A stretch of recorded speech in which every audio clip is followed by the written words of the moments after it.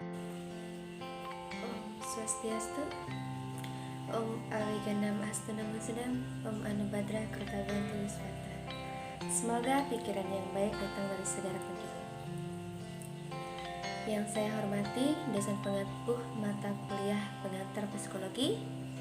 Perkenalkan, nama saya Gusti Madi Aiki Putri, jurusan Penerangan Agama Hindu semester 2. Baiklah, saya akan menjelaskan materi apa yang saya bawakan. Pengertian psikologi. Secara umum, pengertian psikologi adalah suatu bidang ilmu pengetahuan dan ilmu terapan yang mempelajari mengenai perilaku, fungsi mental, dan proses mental manusia melalui prosedur ilmiah. Menurut Muhyiddin Syah, psikologi merupakan ilmu pengetahuan yang mempelajari tingkah laku terbuka dan tertutup pada manusia, baik selaku individu maupun kelompok, dalam hubungannya dengan lingkungan. Tingkah laku terbuka adalah tingkah laku yang bersifat psikomotor yang meliputi perbuatan, berbicara, duduk, berjalan, dan lain sebagainya. Sedangkan tingkah laku tertutup meliputi berpikir, berkeyakinan, berperasaan, dan lain sebagainya. Yang kedua, fungsi psikologi. Bagaimana ilmu-ilmu pengetahuan yang lain, psikologi mempunyai 3 fungsi utama, yaitu A. Menjelaskan, yaitu mampu menjelaskan apa, bagaimana, dan mengapa tingkah laku tersebut terjadi. Hasil menjelaskan berupa deskripsi atau bahasa yang bersifat deskriptif. Yang B. Memprediksikan, yaitu mampu meramalkan atau memprediksi apa, bagaimana, dan mengapa tingkah laku tersebut terjadi.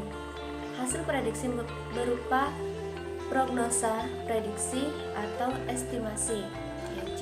Pengendalian, yaitu mengendalikan tingkah laku sesuatu dengan yang diharapkan. Pewujudannya berupa tindakan yang bersifat preventif atau pencegahan, intervensi, rehabilitas, atau perawatan.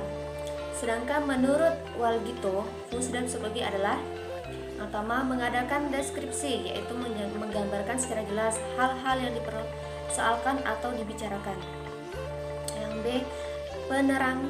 Menerangkan, yaitu menerangkan tugas, keadaan, atau kondisi yang mendasari terjadinya peristiwa tersebut.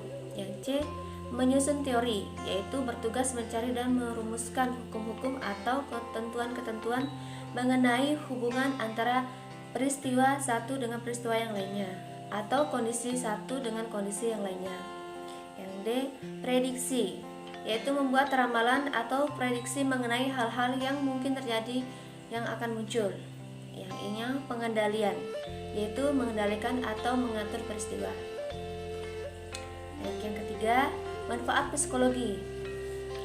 Berikut ada beberapa manfaat psikologi terdiri atas: yang pertama, untuk memperoleh pemahaman gejala-gejala jiwa dan pengertian yang lebih sempurna tentang tingkah laku sesama manusia pada umumnya dan anak-anak khususnya. Yang kedua, untuk mengetahui perbuatan-perbuatan jiwa serta kemampuan jiwa sebagai sarana untuk mengenal tingkah laku manusia. Yang ketiga, untuk mengetahui cara penyelenggaraan pendidikan dengan baik. Yang keempat, untuk mengetahui perilaku manusia sebagai upaya menyesuaikan diri dan berhubungan dengan orang lain, sehingga memudahkan memahami mengapa mereka berpikir, berperasaan, dan berbuat menurut cara mereka sendiri. Yang kelima, dalam rangka mengatasi permasalahan sosial, psikologi dapat mengurai pangkal masalah, setidaknya mengurangi problem sosial. Yang keenam, kita bisa peka terhadap perasaan orang lain. Yang ketujuh, mampu mencapai kualitas hidup yang lebih baik. Yang kedelapan, mampu memaksimalkan potensi diri sendiri maupun orang lain dengan cara yang tepat. Yang kesembilan, hidup menjadi lebih sehat karena psikologi merupakan ilmu yang mempelajari jiwa tentunya tidak memisahkan diri jasmani. Dengan bantuan secara berpikir positif, maka dapat menjadikan kita lebih sehat. Nilai skala 10, dapat memperkaya gaya kepemimpinan. Tentu dengan banyak teori yang ada dapat kita terapkan sebagai salah satu cara memimpin yang sesuai dengan suatu situasi yang ada. Yang keempat, tujuan psikologi. Yang pertama, menjadikan kehidupan lebih baik dan bahagia. Yang kedua, mengetahui perbuatan jiwa serta kemampuan jiwa sebagai sarana untuk mengenal tingkah laku manusia. Yang ketiga, untuk memperoleh paham tentang gejala-gejala jiwa dan pengertian yang lebih baik tentang tingkah laku manusia. Yang keempat, supaya tiada keraguan lagi dalam mengubah cara hidup, tingkah laku, dan pergaulan dalam masyarakat. Yang kelima, mengetahui penyelenggaraan pendidikan yang baik. Yang kelima, role lingkup psikologi. Psikologi umum merupakan suatu keilmuan mengenai tingkah laku individu secara umum. Hal ini mencakup semua fase perkembangan psikologi manusia serta mencakup segala tingkatan, usia, dan jenis kelamin. Dengan kata lain, psikologi umum mempelajari tingkah laku manusia secara luas.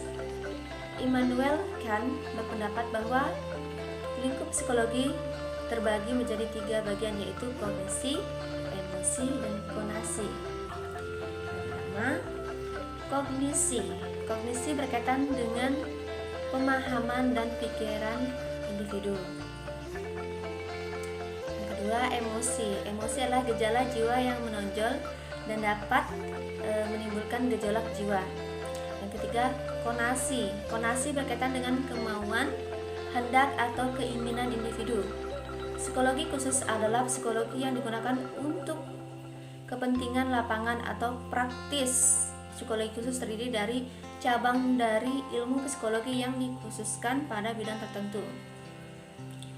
Psikologi khusus terdiri dari beberapa cabang, antara lain: yang pertama, psikologi perkembangan; kedua, psikologi sosial; ketiga, psikologi kepribadian; keempat, psikologi tipologi; kelima, psikologi psikopatologi; keenam, psikologi pendidikan; ketujuh, psikologi perusahaan; kedelapan, psikologi industri dan organisasi; kesembilan, psikologi organisasi; kesepuluh, psikologi kriminal; ke-11, psikologi komunikasi dan media; ke-12, psikologi abnormal; ke-13, psikologi keluarga; ke-14, psikologi konseling; ke-15, psikologi klinis dan kesehatan.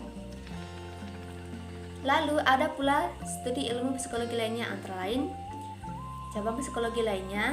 Yang pertama, psikologi komparatif; yang kedua, psikologi diferensial; yang ketiga, psikologi pastoral; keempat, psikologi forensik; kelima, psikologi cinta; keenam, psikologi agama; ketujuh, psikologi holistik; kedelapan, psikologi eksperimen; kesembilan, psikologi kognitif; kesepuluh, psikologi diagnostik maksudnya; ke-11, psikologi remaja; ke-12, psikologi anak; dan ke-13, psikologi FAL, dan masih banyak lagi lainnya psikologi. Yang keenam, metode dalam psikologi. Metode filosofis kerap digunakan dalam ilmu pengetahuan pada abad ke-17, tepatnya sebelum metode empiris datang. Menurut René Descartes, psikis adalah dunia mental sedangkan badan adalah dunia material, di mana kedua hal tersebut memiliki sifat yang berbeda. Metode filosofis dibagi menjadi 3 kategori, yaitu yang pertama, intuitif.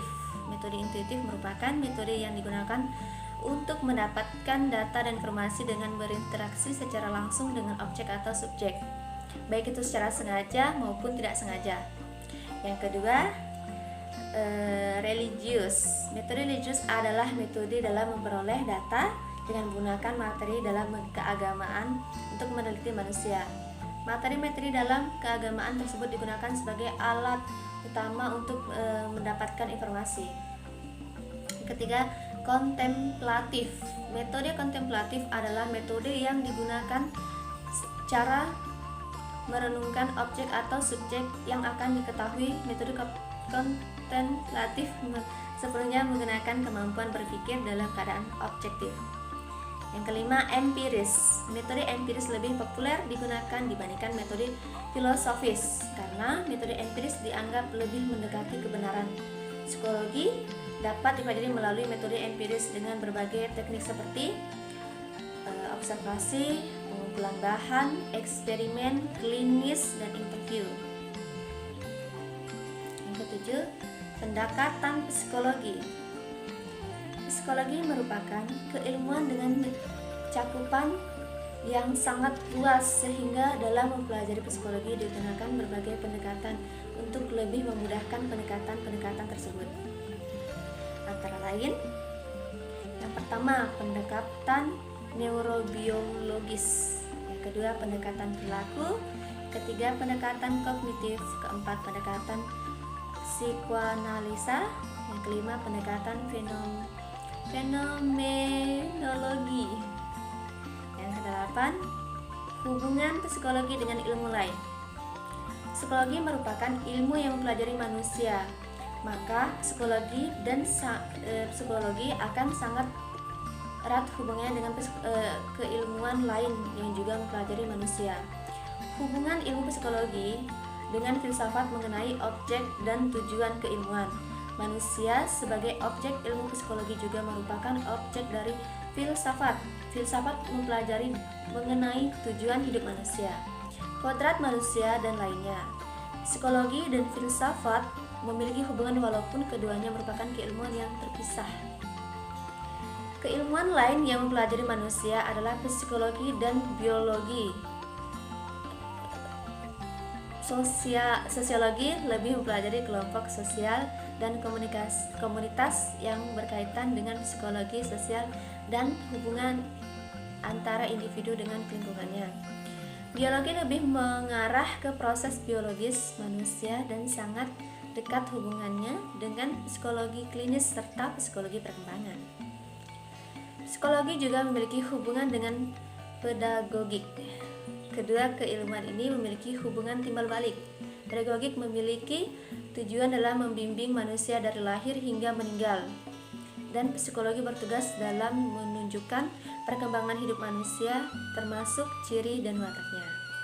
Oke, mungkin itu saja yang dapat saya sampaikan. Kurang dan lebihnya mohon dimaafkan karena materinya sangat banyak, jadi tidak mungkin untuk semuanya saya jelaskan di sini. Oke, baik. Untuk semuanya terima kasih. Dan akhiri dengan ucapan Parama Santi. Om Santi Santi Santi Om. Suksema.